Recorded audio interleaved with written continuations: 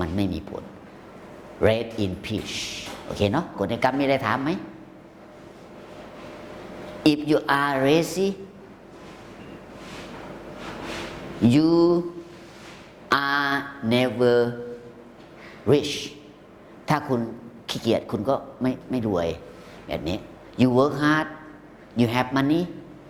you work hard you work you get money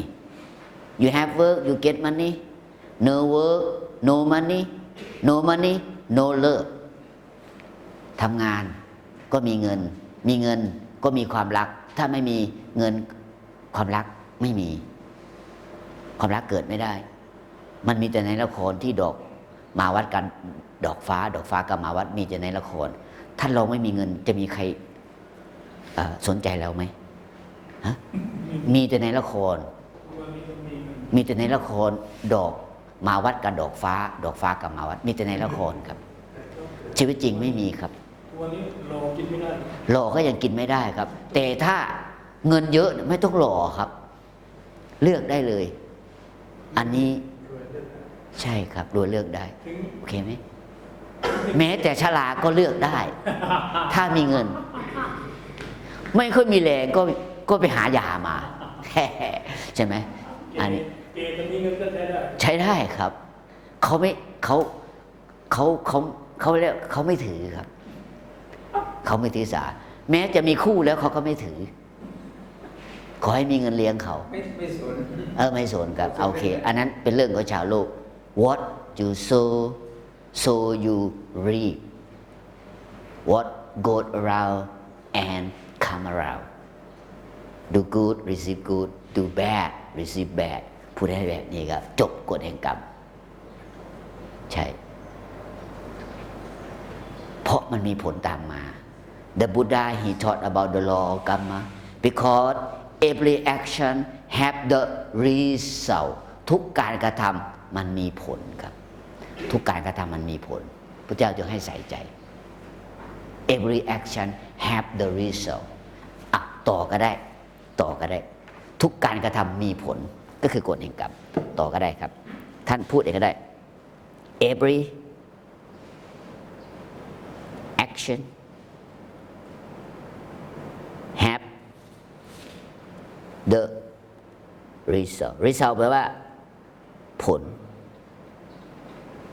ครับนะผมพิมพ์โดยไม่ต้องดูแป้นครับทั้งภาษาไทยภาษาอังกฤษนะเพราะตอนเป็นเนนผมแอบไปเรียนคีย์บอร์ดดิ้งแปลว่าการพิมพ์สัมผัส1 นาทีได้40 คำครับดูแป้นไม่ได้ครูตีมือนะครับผมแอบไปเรียนตอนผมเป็นเนนนั่นคืออานิสงส์ตั้งแต่บัดนั้นเขาห้ามไปเรียนกับโยมในวัดไม่มีเรียนใช่ไหมพอจะไปเรียนข้างนอกต้องไปเรียนร่วมกับโยมใช่ไหมเจ้าวาดห้ามผมก็แอบไปเรียนกับจนเป็นกับพิมพ์ไม่ต้องดูแป้นยกเว้นตัวเลขมันอยู่สูงหน่อยแถวบนก็จิ้มเอาก็ได้แต่นอกนั้นผมจะสัมผัสได้หมดเลยภาษาอังกฤษก็สัมผัสได้นะไม่ต้องดูแป้นครับมันเป็นเองนิ้วมันเป็นเมื่อขับรถท่านขับเป็นแล้วนะใช่ไหมจับพวงมาลัยก็ข้างเดียวก็ได้ใช่ไหมรู้ระยะว่าพ้นไม่พ้นใช่ไหมชำนาญแล้วนะอันนี้อานิสงส์นะเพราะความดื้อตอนเป็นเนรภาษาอังกฤษก็เหมือนกันเฮ้ยไปเรียนไม่ได้ไปเรียนร่วมมูลไม่ได้เอาที่วัดไม่มีเรียนอ่ะแล้วจะไปเรียนที่ไหนแต่อยากเรียนอ่ะแอบไปเรียนครับตั้งแต่เป็นเนรครับเพราะความชอบคอมพิวเตอร์ก็ไปเรียนไม่มีปัญญาซื้อคอมพิวเตอร์มาใช้เองก็ไปเรียนกับเขาคอร์สละ 2,000 ตอนนั้นนะ30 กว่าปีที่แล้วนะ 2,000 30 ปีที่แล้วนะปัจจุบันนี้เท่าไหร่ไม่รู้แหละตั้งแต่เป็นเนรป้าคุณหาไม่เจอฮะหาอะไรไม่เป็นไรโอเคเนาะ every action has the result ทุกการกระทำมีผล every action ไม่เติม s เพราะว่าคำว่าทุกๆคนเนี่ยเขาถือว่าเป็น1 หน่วยเข้าใจไหมครับทุกๆคนเนี่ยถือว่าเป็นเอกพจน์นะถ้าเป็นภาษาไทยแล้วทุกคนน่าจะเยอะใช่ไหม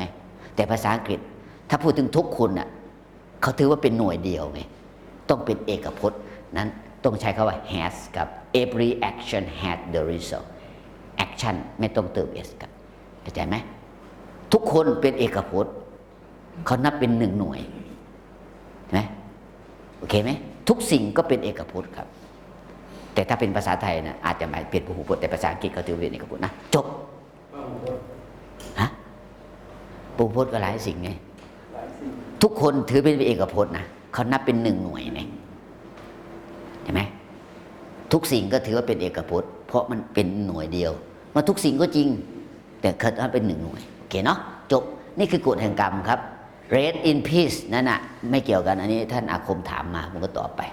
นะโอเคภาษาอังกฤษเวลาเราจะอวยพรไว้อะไรคนที่เขาเสียชีวิต RIP ย่อมาจาก Rest in peace แปลว่าพักผ่อนด้วยความสงบบาลาว่าขอให้สุคตินะขอให้ไปดีนะโอเคไหมขอให้ไปดี